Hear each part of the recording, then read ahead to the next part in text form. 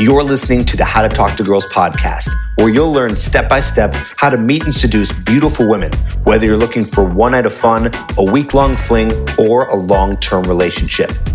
I'm your host, Trip, and the episode starts now. Hey, what's going on? Welcome back to another episode of the How to Talk to Girls podcast. I'm your host, Trip Kramer from tripadvice.com, dating coach for shy men, helping all the shy guys out there get to the point where they are no longer shy so they can meet the women that they want. And maybe you might want to meet a woman in a different way that I have yet to talk about much on the podcast. That's why yet to talk about much, meaning I've only talked about it maybe once or twice over the span of the 5 years I've been doing this podcast. And we're talking about matchmaking. And I have one of the top matchmakers, if not the top matchmaker in Chicago, Annie Antonsen. And we're going to be talking to her and asking her all about matchmaking. So you might want to know what matchmaking entails, how it works, why it's beneficial, what to look out for. Now, I'm not necessarily encouraging you to do matchmaking. It's up to you, but I am encouraging you to definitely open your eyes to all the different ways to meet women, because there are many ways. You can meet women online, in person, matchmaking, through networking events and parties and all sorts of ways to meet women. Why not use all of them and check it out?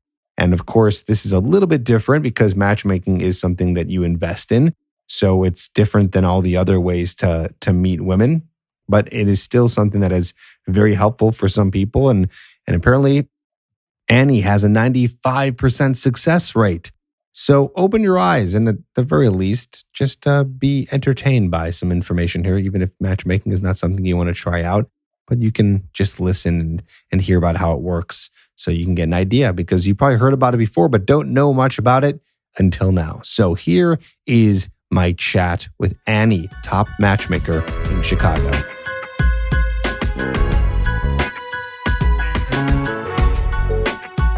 Hey, Annie, good to have you on the podcast finally. Hey, thanks for having me. Yeah, it's good to have you here. You work for Matchmake Chicago. And how long have you been doing this for?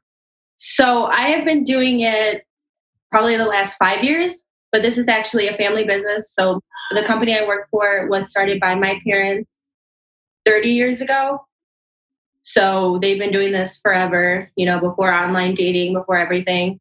So I started getting into it full time maybe about the past 5 years, but I've kind of grown up in a matchmaking family. So this is pretty much, something we specialize in. How long has the company been around? Since 1983, they started it. Whoa. Yeah. Longer than we've both been alive. Right. Yeah. Before I was born. So been a while. That's been a while. That's crazy. And then I remember you said this to me earlier when we hung out. I think it was you or both you and your mom were working with the Millionaire Matchmaker or something, or you were doing something with TV. What was that about? So I actually got connected with her just through social media.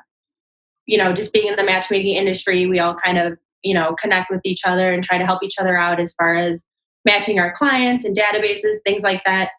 It turned out that she was looking for matchmakers to help her with a specific project. So we got involved with her. We actually ended up matching her, finding her a boyfriend, and just kind of, built a relationship with her through that. She ended up producing a show based on our company, all about dating in Chicago. And yeah, just kind of went from there. Cool. Awesome. That's great. So I think it'd be good for guys to learn a little bit about matchmaking. I think it's a little mysterious because if you've never done it or never inquired about it, you don't really understand what it's all about or how it can help. And I feel that I'm very for guys in any way, meeting women, whether it be through online, through a matchmaker, through talking to someone at a club, whatever it may be.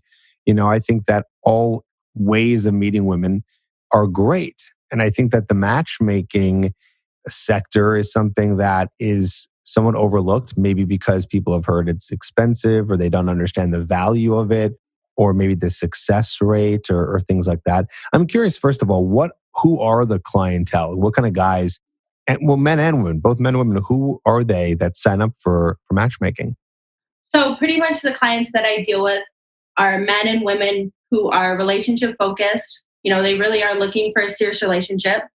So, they want to have someone, that's kind of their goal. But it depends. Everyone's in a different situation. They might be sick of online dating where it hasn't really been working that well for them. Or they might be busy professionals and they don't really want to spend the time online, or they don't want to be as exposed online. They like the confidentiality of it. They like that it's simple, one on one dating. It makes it really easy to meet someone. Everyone's kind of in the same situation. So it's just people looking for a serious relationship. Okay, got it. Okay, cool. And what are the age demographic usually of both men and women? Is there like anything specific? Like do you have 18-year-olds? Do you have 70-year-olds? Like where does it lie? Honestly, the age range varies. So I have clients as young as like, I wouldn't say 18, but probably like 20, 25. And then it goes all the way up to like 60, 65. So I have clients who are, maybe ready for marriage and they've never been married before and they want a serious relationship. Or I have clients who just want to meet new people. But then I also have clients who, they're divorced and they haven't dated in, however long. And so they kind of want to get back on the dating scene and meet someone. So it really just varies. It's very situational. Okay. Okay, got it.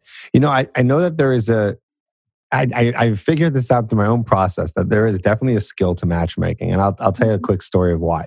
Because I remember this was years ago. This was maybe back in, I don't know, 2010, 2011, where I had a friend. And so what I would do is basically I would be meeting girls and I'd have guy friends and then I would just set them up only because I was like, oh yeah, they're a cool person. Like I like him, I like her. And then I would just put them together. And I'd only did it a handful of times, but it never worked out until I realized later it's not just about putting two people together because they're single. There's Right. something more to it, I'm sure. And so I'm kind of curious to hear about that. Like, what's the process? Like, first of all, what is your success rate? And then how do you get to that point? Like, how do you know how to match people up so it actually works? So I would say our success rate is probably somewhere between like 90 to 95%. And that's really because we work with our clients hand in hand, every week. So yeah, it just doesn't happen overnight. So it's not like, oh, I know this single person, the same age group, let's put you together.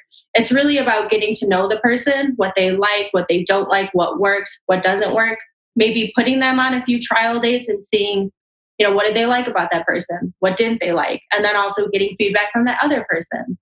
So the other side of the date, what is this person doing that maybe they need to work on? So it's really about building that relationship with that person and getting to know them on another level, and then putting them in situations where they're going to find people who are compatible to what they're looking for that they maybe wouldn't meet otherwise. So do you have really intensive notes like in a file Mhm. for each client? I mean, you must like everything so you can know when you're looking at each file like how to match them up or how does that work? Absolutely. So we definitely have, notes on what they're looking for, what they think they're looking for. But then it's really just about putting them out in front of people who kind of fit their categories, but also, putting them in front of people they wouldn't normally meet. So, they might on their own think that this person isn't right for them. But then after you actually go on that date and you meet someone, sometimes things will change. You might have a connection with someone that you don't normally think that you would. So basically, it's kind of like what they think they're doing hasn't really been working. So let's try something different. Do you have any examples of that? Of anyone you've worked with where you've had to do something like that or Well, I have clients who will, initially they'll come to me and they'll say, I want someone with this list of characteristics. They have to be 6 foot, they have to be blah, blah, blah, they have to make this much money. But at the end of the day, I could put them out with someone who has all of those qualifications, but you might not have a connection with that person. It might be a total dud. And then you might go out with someone who, maybe isn't 6 foot, maybe they're 5'9", 5'10", but you have a really great connection and all that other stuff doesn't really matter as much. So what do you think matters the most then? Like where do you find it where a certain quality matters more in terms of two people connecting? Because it sounds like the superficial stuff is what people more so say, but that it sounds like that's not what it is. Or sure. like, I what do you mean, think? obviously, like ideally people are going to have what they want. right? Like they're going to have what they ideally would want in a relationship. The physical characteristics, those aren't as important. What it really is just being open. I think that's a big thing, like being open to meeting people and just giving other people a chance. You should have just certain things that you want. Like if you do want a serious relationship, you have your negotiables of things that, you won't really budge on. But for the most part, most people, like I said, sometimes they think they want certain things and then they just really just going out and meeting people and seeing how they connect with that person. Right. And seeing how it works. That's interesting. Is it expensive? I mean, can an average guy join and try to get a match? Like, how does that work? Yeah, absolutely. So matchmaking is affordable for anyone who wants to make dating a priority. So if you think about it, people are online dating, they're spending money on wasted dates, they're spending money getting ready for these dates. This is someone who is serious about having a relationship. They're going to put them a little bit of money. It's not super expensive where it's going to be unaffordable for people who want to do it, but it's people who are definitely trying to make this a priority. They're going to spend a little bit extra as, because they want to meet someone and what they're doing is not working. So they're serious about it. But it's not crazy expensive. A lot of people think it's, too much for them or whatever. It's not. If you want to do it, you want to make it a priority, you could definitely afford it. Yeah, I mean, expensive is relative, right? Right.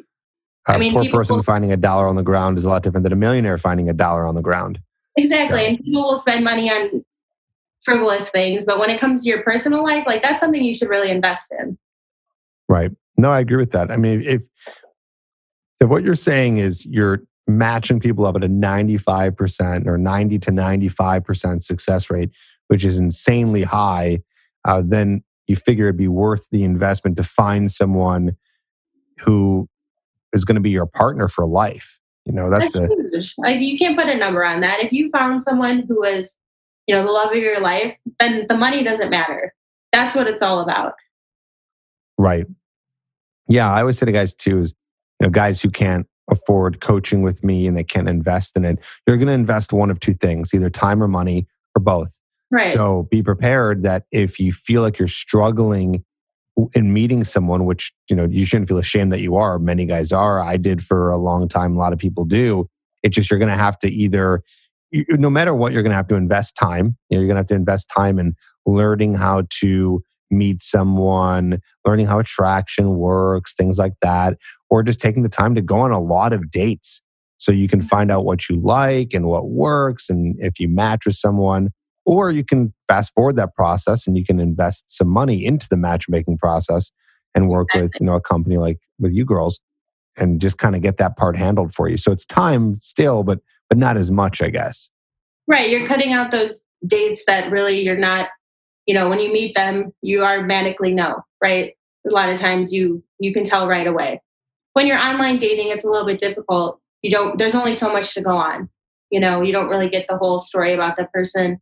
You're not really sure if they're being 100% honest. When they come through us, you know that everything they're saying is 100% true. It's kind of like that validation that you're going to be excited to meet that person. Do you do background checks? We do. Mm-hmm. So you have verified that the person. No, what if you do a background check and that person's been in jail? Do you take them on as a client or do you reject them? We usually reject them. Ooh, damn. Mm-hmm. Not giving those jailbirds a chance. Mm-hmm. Okay. Well, why do you reject them? What do you think the reason is? If there's some situational things, it kind of depends. And we'll be 100% honest with the person we're matching them with. This was the situation. Are you comfortable with this? If not, as long as we're upfront about it. But for the most part, we do background checks to make sure that, they're single. They don't have any criminal history. Oh, wait. That was interesting. You do background checks to make sure they're single. Mm-hmm. Yeah. Because they could be married or I don't know. I don't know how you'd find out if they're dating someone through a background check. But so you're saying, so you make sure they're not cheating. Right. Yeah. I mean, some people, when you're online, you don't know if they're married or not married or what the situation is. But yeah, we definitely want to make sure that they're 100% single. They're not in a relationship as, the best that we can. For the most part, people aren't going to invest in a matchmaker unless they are, but you just never know. Right. Yeah, you never know. Oh man, that's interesting. Okay. So you do the background checks to make sure that it's all clean. And then, yeah, so you're getting a person of, I guess, quality. Of course, yeah. Yeah. Interesting. Okay, cool. What else? What are some other, like, do you have any stories of anyone that maybe you've worked with recently that are interesting? Like guys that you've worked with where you successfully matched them, or maybe it wasn't working out for a while and then finally it did? Anything like that? I mean, a lot of times I always tell my clients it only takes that one person. So you can go on a series of dates and it's not working out, nothing's clicking, but then you meet that one person and everything changes. So, like I said, it just depends on the person. This is kind of a weird time because people aren't really meeting. So it's been a little bit more difficult to have that connection, but it's also nice because you can build that emotional connection with someone too. So, Like Netflix blind date style. yeah, exactly. They're in the pods, they can't really see each other, they can't go out, but you build that emotional connection with someone. And sometimes that's a little bit better. Yeah, no, totally. Have you been setting people up on virtual dates, like FaceTime dates or Skype Mhm. dates? So, yeah, I've been setting people up. So people are still trying to meet people during this time. Yeah. My clients, some of them have put themselves on hold, but most of them are really interested in meeting people still. They have a lot of free time. They're at home. They're working from home. So they really are looking for a social connection because they're very limited. So with us, it's kind of nice because they can have that person to kind of talk to and, set up a virtual date with. And so, yeah, I've been kind of transitioning from actual dates to just doing some virtual dates and like FaceTime dates, things like that. Cool. What do you think is a common thing that men say to you that they want in a woman that never ends up mattering? So I'll give you an example. Maybe you'll have a few. Like, a guy might be like, I really want a girl who likes the same music that I like. Like, I'm really into country music, whatever, only to Mhm. find out that that doesn't matter. And I don't mean it doesn't matter like in your opinion, but the guy actually finds out, oh, you know what? In the long run, that never really mattered in the first place. Do you have any examples of anything like that, like characteristics or qualities that someone may look for only to realize it didn't really matter? hmm So recently, actually, I signed up a guy and he was really into bike riding and motocross and like motorcycles. And that was a huge thing for him because that's kind of like like a part of his lifestyle. He wants someone who's going to go on his motorcycle and who's going to do all these active things with him.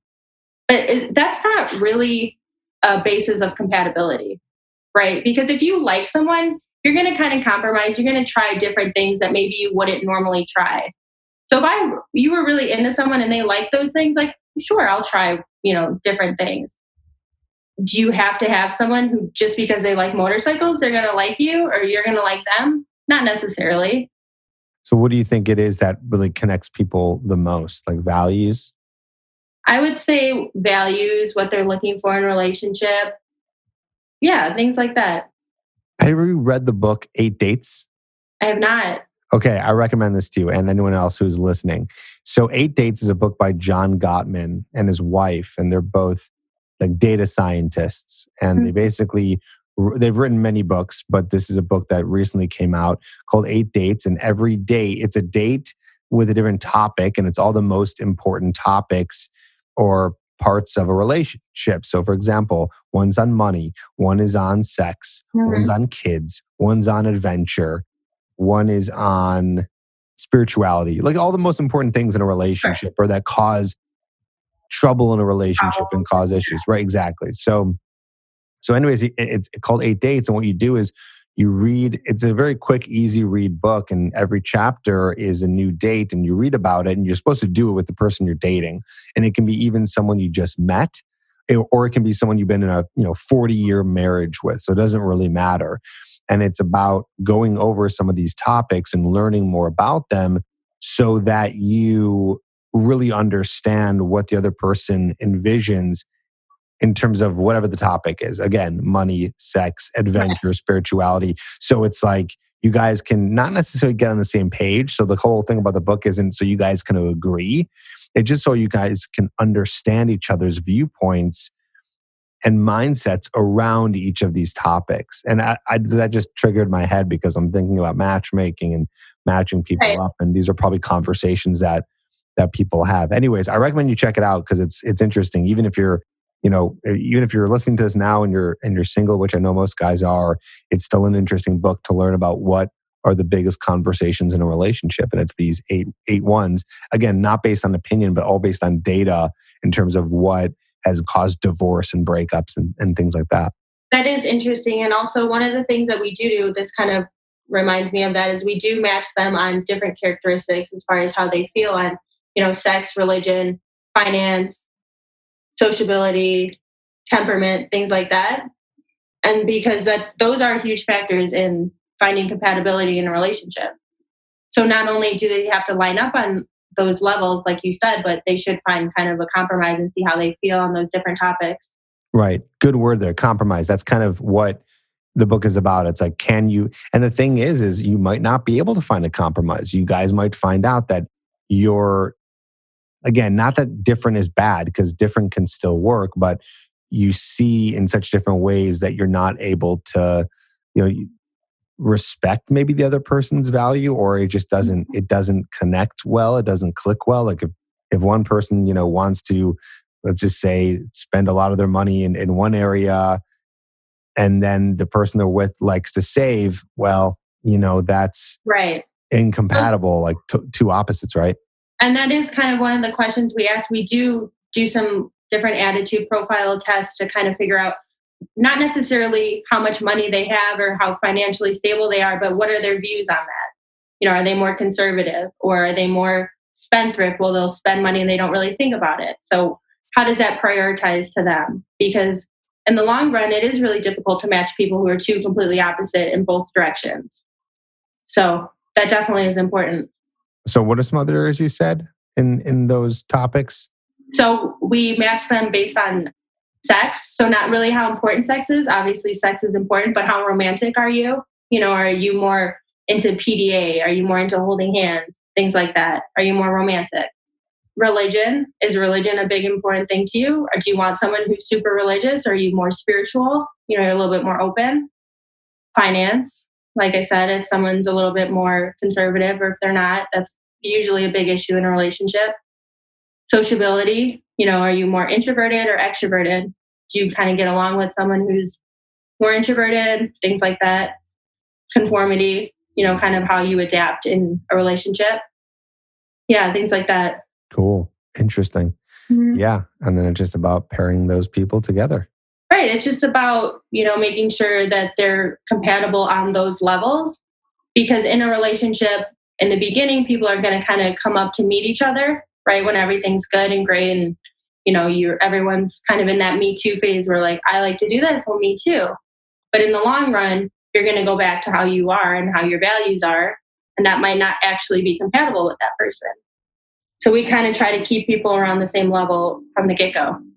Right. Yeah, it's interesting too. You can get into a relationship with someone and be all excited and, oh wow, that person's really different and I'm willing to try some of these things or dig into like, with their interests and vice versa. But if you guys end up getting into a long relationship, you'll find out. You're going to go back to the core of who you are and how you feel on these certain things. So it sounds like you have to make it compatible on that level, on the core of who you are. Mm-hmm. Right. Cool. Awesome. Anything else that you want to add, or anything else interesting that you've found, or anything you want to teach anyone out there who doesn't have any idea about matchmaking or anything like that? I think matchmaking is just, people aren't super familiar with it. They think that it's, like you said, it's expensive. It's for, people who maybe are just, they can't get into a relationship, they don't know how to talk to women. That's not necessarily the case. It's just people who are looking for the right type of person. So they're serious about finding a relationship. They want someone of quality. They want to maybe not spend as much time doing it. It's like a friend who has all these friends to set you up with, right? So it kind of cuts out a lot of the gray area where you're like, you're scared of rejection, things like that. It makes it really simple. Cool. Yeah, just Mhm. cuts out all the BS and all the wasted time, it Yeah. sounds like. Right. It's like, I have this friend who's great. You're going to like him. Just sometimes people need a little push. Yeah, not for me because I've like I said, have definitely has some failed matchmaking. Although one time, but this was not because of matchmaking. I was at a bar with my buddy, and he goes, "Do you know that girl?" And it was a girl that I went to camp with some years ago. I was like, "Oh yeah, I know her." He goes, "Can you introduce me?" I'm like, "Yeah, sure." So I go over and I walk him over to her. I go, "Hey, this is so and so. This is so and so. You guys should meet." And I just walked away. And now they're married with 2 kids. Oh, So amazing. so I like to take the credit for it, but it's not like I did anything. I just Who you introduced them, introduce them? but based on my friend requesting it too. So it's like, but you Right. know what? I'll take the credit. Yeah. I'll take the credit. Yeah. But that's as far as I've gone with my matchmaking success. I only just kind of help guys, be able to find women online or approach them in person and things like that. So if guys want to work with you or want to tap into matchmaking, can they work with you if they don't live in Chicago, or do you recommend they find someone in their local city, or what can they do? So absolutely. So I work with clients all over the country. Our home base is in Chicago. So our website is matchmakechicago.com. But I work with clients all over. So it doesn't really matter where you live. You know, we're national. So we have other offices. I work with a big network of matchmakers. So you can definitely work with us no matter where you live. Awesome. Cool. Well, I'll put that link in the show notes, the episode notes for guys to check out. Annie/Ann/Anna, thank you so much for being here Thank you, Trip. and sharing some knowledge. It's been a while since I've talked to a Mhm. matchmaker. I think I interviewed a matchmaker maybe 3 years ago on the podcast, and I don't remember what it was about. So it was good to have this one back and have Yeah, you here to talk about it. I know we've known each other for a while now, and sure. it's. I do recommend anyone if they're gonna do matchmaking or want to try it out, definitely work with you ladies and definitely inquire if it's something that you're interested in. So anyway, thanks for being here and thanks for doing it. Well, thank you for having me.